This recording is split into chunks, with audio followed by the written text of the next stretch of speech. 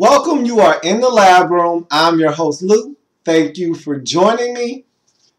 Week number 12, National Football League, the matchup we were all waiting for. Manning versus Brady, number 14. What an epic series this has been. I really don't need to elaborate on all of the hype and the hoopla that goes along with this long-lived rivalry. It's lived up to its billing time and time again. We've had countless classics between these two teams with these players. And this goes back to the Manning and Indy days. It's just a rivalry that stands the test of time. And this was another chapter in the book of Manning Brady, and what an epic chapter it was. An instant classic for everyone that had the pleasure to watch. Let's just break it down. No big board here. I'll tell you why, because this game deserves the big board. But let me give you a little backstory as to why there's no big board for this game. So I go and I watch the 4 o'clock games with a couple of my buddies. You know, one of my buddies came in town, lives in Illinois. He's in town for Thanksgiving. Wanted to get up with him, enjoy his company and whatnot. So, you know, we hung out, we watched the 4 o'clock games, and I went back home. And I tried to race home and get back in front of my television before that 8 o'clock game or 8:30 Sunday Night Football game, Brady Manning, you know, all of that goes with it. I don't want to miss this game, just like you don't want to miss this game. So I try to get back home. Of course, it takes me about a good 35 minutes to get home. I get home, and there's 7 minutes and 48 seconds left in the first quarter. Only missed a couple of minutes of the game. I'm fine. Nothing should have happened by now, right? Wrong. It's 14-0 Denver, and they're looking for more points. Von Miller has just forced a no. Duke Iheanacho has just forced a fumble of LeGarrette Blount, and I'm saying, what the hell is going on out there? I only missed 8 minutes of game action, 7.5 if you want to be technical. What's going on? How is it 14-0 already? Mind you, I picked the New England Patriots to win this game. What's going on? So they give me a quick recap, and you know how I feel about Stevan Ridley. Let's go back to the beginning of the game now. So you're basically up to speed as to why no big board. I get home, and I'm blindsided and bombarded with a 14-point deficit before I could even get home and comfy in front of my TV on my couch. It's 14-0. I want to know what's going on. I want answers. So before I could even get comfortable, start taking notes, I want to know what's going on. And then LeGarrette Blount fumbles the ball, and so it's more mass hysteria. Broncos pick it up. They're running the other way. It's called back. It is a fumble, but that return is negated because he was down by contact. So I'm just all kind of flabbergasted because I want to know what's going on. They finally catch me up to speed. But at this point now, I'm in no mood to take notes. I want to know, how did this happen? So let's go back to the beginning of the game. Patriots are able to force a stop. They get the football. They run the ball. And I do not, and this is why Bill Belichick does not trust Stevan Ridley. But he wants to trust Stevan Ridley because, honestly speaking, in terms of running the football, he's the Patriots' best back in terms of pure running back. In terms of finding holes, running tough, getting extra yardage, the hidden yardage that isn't there. If a play is blocked for 3, he can get 5. No other back on this team can do that when running the football. LeGarrette Blount is a 3 yards in a cloud of dust back. Shane Vereen isn't big and physical enough. He's more of your third down, scat back, catch it out of the backfield, mismatch nightmare type of back. And I think Brandon Bolden is a solid back, but he's not better than Stevan Ridley. But Stevan Ridley fumbles too damn much. And so I always say, hey, Bill, be careful. This is a cold game. Football is going to be tough to hang on to, tough to grip it. Watch out now. Stevan will put it on the ground on your butt. He put it on your ground. He put it on the ground last week against Carolina. He has no problem fumbling. He's a fumbling machine, is that Stevan Ridley. And what did he do? He started off the game hot like gangbusters, breaking tackles, picking up huge chunks of yardage, instilling confidence in Bill Belichick that maybe tonight will be different and he won't fumble. Well, he got the football as the Patriots are moving the ball down the field. He gets hit as he's trying to spin. Boom! Ball comes out. Boom! Ball goes flying in the air, scooped up by Von Miller. He gets a convoy of Broncos blockers in front of him, and Gronkowski's trying to come off the pace. Don't worry about it. There's 5 Bronco walls set up around Von Miller as he's racing down the sidelines. Tom Brady had a shot. He didn't want any of that. Into the end zone, Von Miller goes. It's 7-0. Oh, how the game can turn so quickly on a turnover. Boom. It's 7-0. Patriots moving down the field looking for points. Instead, the Broncos come out and strike first in this game. It's 7-0. Broncos take the lead. They kick the football off. And the Patriots get the ball. And about 3 plays later, Brady drops back to pass. Von Miller beats Nate Solder off the line, slaps his hands down. And we know about the quickness, the Derek Thomas-like quickness that Von Miller possesses. Has the quick hands and violent hands as well. Gets the hands out of the way. Gets around Nate Solder. Brady is unsuspecting. Boom, he goes down. Ball comes out. It's scooped up by huge pop roast Terrence Knighting. Broncos are in business at the 10-yard line. 2 plays later, Noshawn Moreno is in the end zone. It is 14-0 Denver Broncos. What in the Sam hell is going on out there? So that's essentially where I come home and I come into the house at. I get right in front of my TV just in time to see LeGarrette Blount break off about a 9-yard run, and as he's approaching the first down marker, he gets clobbered, and Duke Iheanacho gets the ball out. And I really honestly think LeGarrette Blount was out on his feet at that point. Ball comes out late. It's on the ground. It's picked up by Danny Trevathan as he starts racing down the sidelines. It's brought back, however, by replay, which shows that it is in fact a fumble, but that fumble is down by contact as he was contacted by LeGarrette Blount when he was scooping up that fumble. So they get the ball back at the 40-yard line or so, and they just run it. I mean, the Broncos ran the football with such success in this game, such intensity. I mean, Noshawn Moreno was just an animal in this game, and when Monte Ball wasn't fumbling, he was also getting it done. But they just were running the football down the throats of the New England Patriots, especially early in this football game. And they race it down the field. They get stopped in the red zone, have to settle for a field goal. It's 17-0 early in this game. Broncos tack on a late touchdown in the second quarter. It's 24-0, and they can't hold on to the ball. They actually fumble the ball again, but they recover it through the Patriots. They're just not having a good night at all. This game is going south quickly. We've seen this. Remember, we've seen this same story, this same exact story from the Patriots before. Keep in mind, last year, they were getting clobbered. Remember, clobbered by the 49ers. I think the score was something like 35-7, something of that nature. And what do the Patriots do? They climb all the way back, tie the football game before the 49ers get that last score to win the game. So we've seen the Patriots at home on primetime dig themselves a huge hole, climb out of it to tie the game, but we've never seen them come back and win it. But who's thinking about that? This is Peyton Manning, the Denver Broncos, red-hot Broncos. Who's thinking about him actually being able to lead this team back? Tom Brady and the Patriots are struggling. It's cold. It's windy. They're not scoring 24 unanswered points. They're not scoring 28. They're not scoring 31 or 34 or whatever it's going to take to win this game. No way.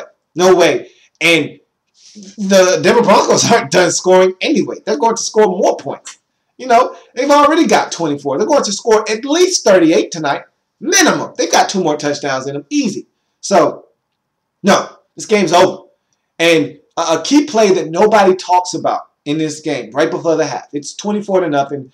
Brady heaves up a desperation Hail Mary right before the half. It's almost picked off by the Broncos as Dominique Rodgers-Cromartie makes an attempt at the football, but lands awkwardly on his shoulder and does not return in this game. That's a huge play that nobody's talking about. The reason why it's huge is because In the second half, Tom Brady gets surgical. And you know, he can get surgical with it. How do you want it? How do you want it? Because he can get surgical with that football. And he got surgical with the football in the second half. And part of the reason he was able to get nasty is because there was no DRC out there. Mind you, there's no Champ Bailey, and there hasn't been Champ Bailey for a lot of the season, but they've always had Dominique Rodgers-Cromartie out there. DRC has been out there holding it down for the majority of this season. He wasn't in that second half. And it's no coincidence that as he leaves this game, there goes the Patriots offense, off and running. And they got it started right from the jump in the second half. They get the ball out of halftime, 8 plays, 80 yards down the field. They get in the end zone. Beautiful throw from Brady to Woodhead, reliving the old Patriots days, to not Amendola, to Julian Edelman. Beautiful throw, catches it in the corner of the end zone. It's 24-7. At that point, maybe you thought, that's a great start to the second half, maybe. But I said no. The way the Broncos are running the football, no way. And they came out and they started running the football just as they had in the first half. They picked right up where they left off. No Sean bust off like a 12-yard run, then a 9, and then a 7. But then they bogged down. Then they couldn't pick up a first down, and they had to punt. And so the Patriots get the football back, and they move it right down the field. I mean, it just seemed like everything came to them. And mind you, Brady is throwing into the wind. He doesn't have the wind at his back. And he's throwing those tight Tom Brady-like spirals. And it's just cutting through the wind. And he's finding Gronkowski. He's finding Julian Edelman. He's finding Kimbrell Tompkins. The running game, they've got Brandon Bolden in there. The only back of the night other than Shane Vereen, who hasn't fumbled the football. And so Brandon Bolden is running the football. They're having success. They're moving the ball down the field. And they get in the end zone again. It's 24-14. Hey, how about that? I'm still not buying it. Even though Gronkowski just gets in the end zone, it's 24-14. Nah, they're still not coming back and winning this game. So Broncos get the football, and you can see the wheels starting to turn. And this is the thing that really annoys me with Peyton Manning. When things start going bad, he's not a guy that can stop the bleeding. When that momentum, when Uncle Mo leaves Peyton Manning's sideline and goes to the other team, it seems like Peyton Manning, in times of adversity, crumbles under that pressure. And you can see the wheels start to turn in the form of a Patriots comeback in this game, but you kept saying to yourself, nope, it's Peyton Manning, it's this Denver Broncos offense. They're running the ball at will in this game. Peyton at some point is going to start getting hot. Demaryius Thomas, Wes Welker, Eric Decker. Eric Decker was non-existent in this game. Did he even have a catch? I don't even recall him having a catch to his name in this game. And so guys just didn't show up. There was no juice in this game, but Jacob Tamme was monster in this game. So I'm not even buying that. So it just seemed like Peyton was starting to get antsy. And they hit him. He fumbles the ball. Luckily, he falls on it. They got a punt. Patriots get the football back again. And they go right down the field once again. And they score another touchdown. He finds Julian Edelman down the field wide open. They end up getting in the end zone again. It's 24-21. Patriots are down just 3. And we're still in the third quarter. What's going on? So then the Broncos, and this is what I'm talking about with Peyton. Now you see that this snowball is gaining momentum, and the snowball is rolling down the hill. And as it's rolling down the hill, it's getting bigger and bigger and bigger and bigger. And Peyton just doesn't know how to stop that snowball from coming down the hill and smashing his whole entire football team. It's like he just goes into this shell and he can't get out of a funk. And he got lucky because on one possession, Peyton actually is getting pressure. He's dropping back, throwing off his back foot, and he's picked off. But they call holding on Aqib Talib, who picked off that pass. And so the Patriots, the Broncos get the football back, but they do nothing with it. And the Patriots ended up getting the ball, and that was the possession that they had just scored on. But now the Broncos get the football back, and this time Peyton is picked off, and there is no penalty to negate the interception. The Patriots are in prime real estate with the football, and they go down and they get another touchdown. First possession of the fourth quarter. Patriots are ahead 28-24. 28 unanswered points in the span of a quarter and a possession. Literally, 17 minutes of game time. Patriots take the lead. Unbelievable. I mean, the Denver Broncos have essentially self-destructed right before our eyes. Much like the Patriots did in the first half, that's what the Denver Broncos have done in the second half. It's been all Patriots all the time in the second half. Patriots get the ball again, go down the field. This time they got to settle for a field goal. They're up 7. I mean, 31 unanswered points. Can you believe that? But finally, Peyton wakes up, and you knew that this game just couldn't end with no more points from the Denver Broncos, 31 unanswered by the Patriots, and they just went 31-24. Come on, that wouldn't be Brady Manning-like. That wouldn't be another epic chapter in this rivalry. No, this game must go to overtime, and that's exactly what Peyton set out to do as he and his teammates embark on a 10-play, 80-yard, 4-minute, and 30-second drive that gets into the end zone as Manning throws a beautiful pass in the corner of the end zone to Demaryius Thomas, who was huge on this drive, and they were aided by a penalty on 3rd and 7. Tammy was tackled essentially by Rob Ninkovich, which extended the possession, but Jacob Tammy was huge in this game, had a lot of big catches. So was Demaryius Thomas. He gets in the end zone on that 9 route, essentially, that fade to the corner of the end zone. And Manning puts it up there beautifully, and he goes out and gets the football. It's now tied at 31. Patriots have a chance to get that field goal to take this game right before end of regulation. They can't do it. Then the Broncos call a timeout, and they get the football back with about 1:55 left with a chance to win this thing in regulation. They can't do it. So we go to overtime. And both teams get a possession, move the ball a little bit, but can't finish the possession, stalls out right around midfield, have to punt. And in doing so, they eat up a lot of the fourth quarter clock. I mean, both teams get a possession, do nothing with it, but they move the football, eat up clock. And a lot of running in this game. No Sean Moreno, 37 carries, 224 yards on the ground. He was killing them. He was killing them. Monte Ball fumbled the football in this game, and that's what he does. And I don't trust him. And they put him in the game, and much like Stephen Ridley, excellent runner when he has the football and he's not fumbling, but you can't trust the guy, much like Stephen Ridley. He puts it on the ground, and so we didn't see a lot of him. We saw a lot of C.J. Anderson in the latter stages of this football game when they were spelling No Sean Moreno, who was killing them, absolutely killing them in this game. But tell you what, it wasn't enough. It wasn't enough. But I talked to my dad after this game, and he said, you know what? I think if the Broncos would have gotten that football, I think that the way No Sean Moreno was getting them, and he was, ooh, kill him, ooh, kill him, ooh, kill him. He was killing him.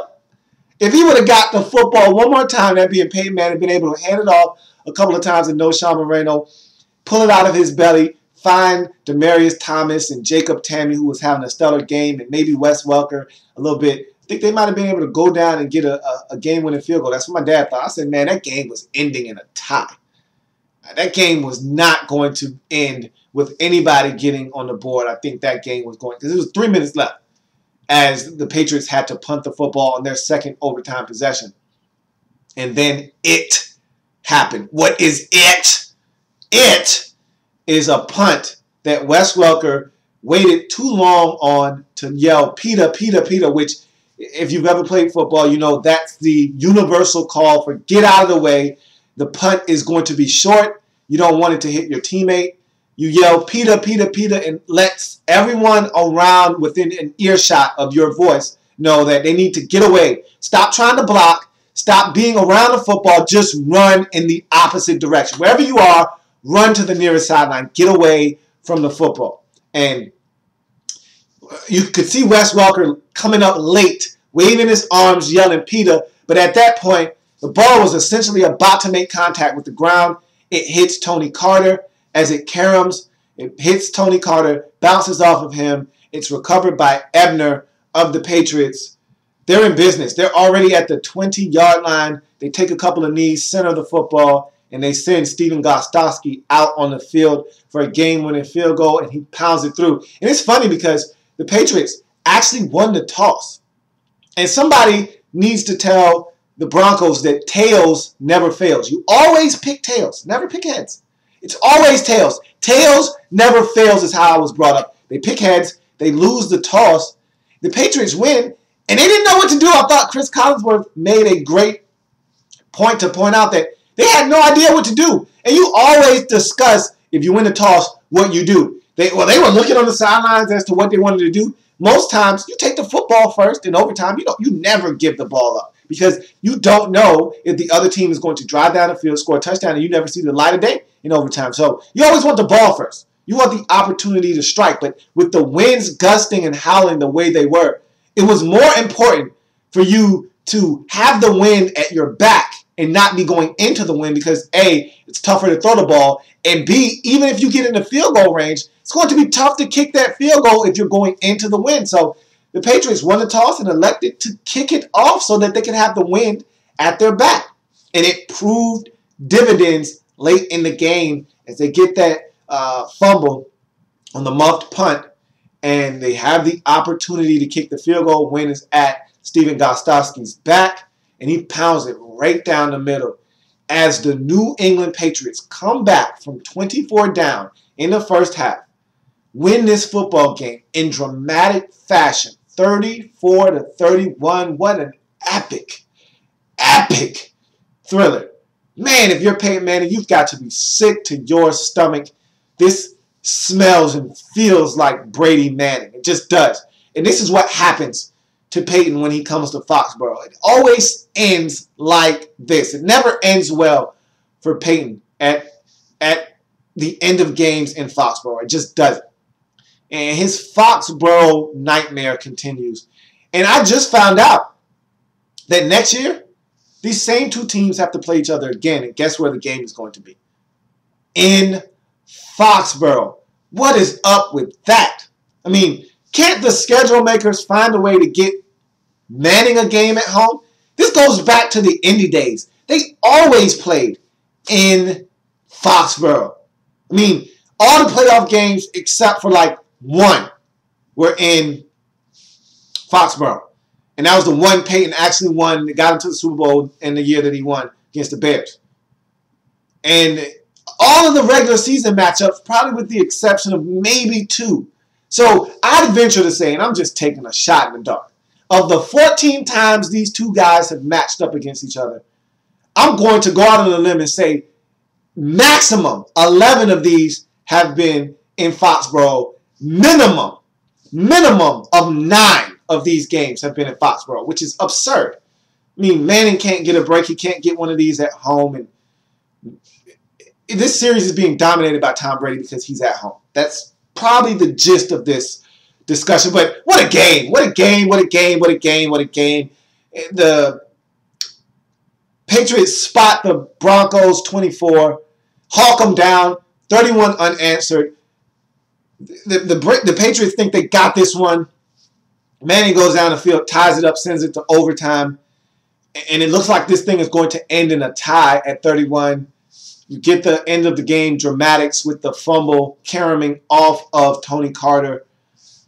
Recovered by the Patriots. They get the game-winning field goal. Wow, wow, wow, wow. Broncos drop to 9-2 on the season. Patriots go to 8-3. And now, all of a sudden, if you're Denver, you got to finish up this season strong. You want home field advantage. Okay? Kansas City falls in a game against San Diego at home. So you're still tied atop that division. You still are atop that division because of the tiebreaker. But you got to go to Kansas City this week. You need to get that one. You need to own the season series and the tiebreaker against Kansas City just in case. just in case you guys end up being tied this year. But I think you're going to end up being record-wise better than Kansas City because of those injuries that the Chiefs now have to their pass rushers. But now you got to beat out the Patriots. You don't want to finish tied with the Patriots at 12-4 this season because they beat you, and they'll be the number 2 seed or the number 1 seed. And if it all boils down to it, you'll have to go to Foxborough again, and you don't want to do that. If you're Peyton Manning, you don't want to do that. You don't. You just don't. So, wow. Wow. Wow. What a finish. What a game in Foxborough in week number 12. Brady Manning 14 was a thriller. That's going to do it for this installment in the lab room. I thank you for joining me. If it happens in the National Football League, whether big or small, we cover it all here in the lab room. I thank you for joining me. I've got plenty more to break down in week number 12. So come back and join me as I continue to break down all the action from week number 12 in the National Football League.